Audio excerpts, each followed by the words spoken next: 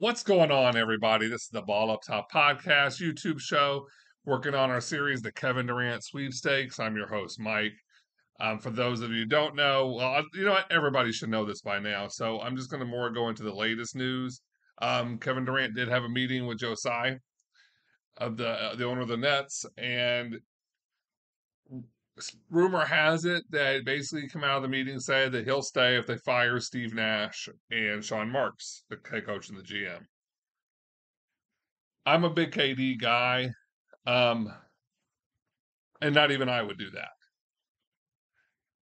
It's really simple too. Like they've given KD everything they want, everything he's asked for in Brooklyn that we know of. He wanted Kyrie, boom. Despite the fact that that's been a problem. I mean, 104 games in 3 seasons is not exactly the example you want set. He wanted DeAndre Jordan, and who was at that point in time well past his prime, shouldn't be starting, but he wanted him and he wanted him to play, and he got that, and he got 4 years and $40 million, I think it was. He endorsed the Steve Nash, because he wanted Kenny Atkinson out. So they kept giving him what he wanted, and it hasn't worked out. And essentially, he's given them one playoff series win. Now, I'm a big believer in KD, but at some point in time, you kind of just have to say, look, you've got to earn your keep. And especially for someone who doesn't have any leverage, I'm sorry, I can't just move you because you want to go somewhere. You signed a 4-year extension.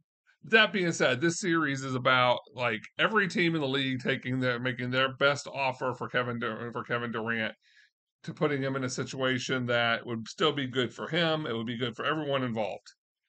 I'm not doing complicated, 3, 4, 5 team trades. It's just gonna be one-on-one best deals that I could come up with within the salary cap and the trading rules. So that being said, this episode is going to be about the Dallas Mavericks. Um, if I'm the Mavericks, if getting KD is a possibility, I'm salivating at the idea of putting him with Luka. Even though they do have some overlaying skill set, um, he would fit. I think he would fit with KD like a even better than the way in the same manner, but even better than the way that James Harden did. So KD, you see both teams are well over the cap. I'm using fanspo.com, their trade machine I found so far. For me, it's been the best trade machine. I guess you guys, if you want to play around with stuff like this, check it out. It does a pretty good job of sticking to the trade rules. So we're going to put KD, boom, on the Mavericks. Now the Mavericks have to move out around $44.1 million, which I've actually come up with a deal that's $44.1 million. But here's the problem. What the Nets have said they wanted, and no one has been willing to give them, is an all-star caliber player, a good young player, and multiple draft picks.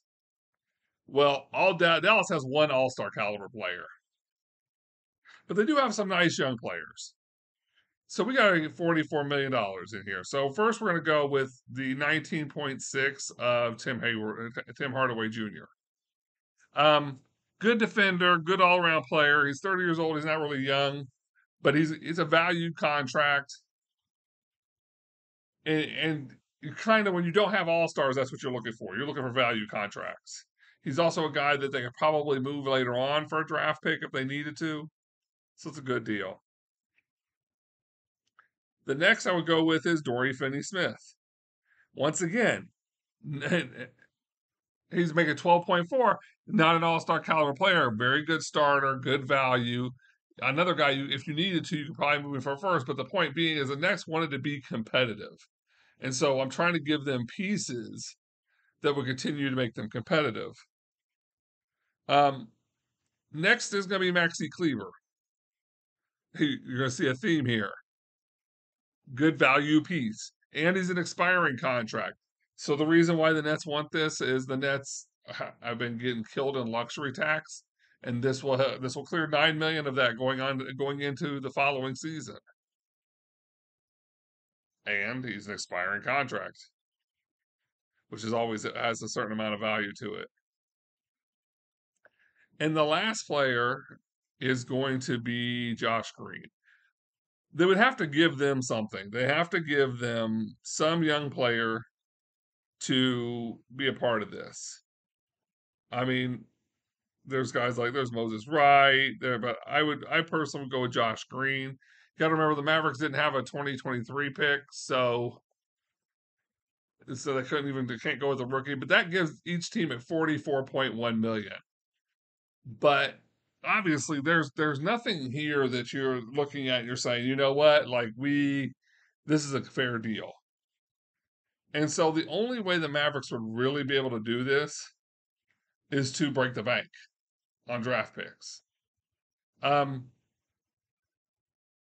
so we go over here. Let's go here and pull up the Mavericks draft picks also. Mavericks and Nets. So the Mavericks don't have a 2023 pick. They do have a 2024 pick, but they can't move that because of the trade, because of a previous trade. I believe it was the trade that got them Porzingis, who's now in Washington, but they can't move that. So they can't touch any of the draft picks to really move till 2025. So yeah, it'd be 2025 would go to the Nets, 2027 would go to the Nets, and 2029 would go to the Nets. There'd probably be some second rounders involved in there, but then you take 28, 26, 28 and 26, and you make those. Well, the Nets don't have a 26 first rounder, so you take 28, and 28 would be, where Brooklyn would get the better of the two picks.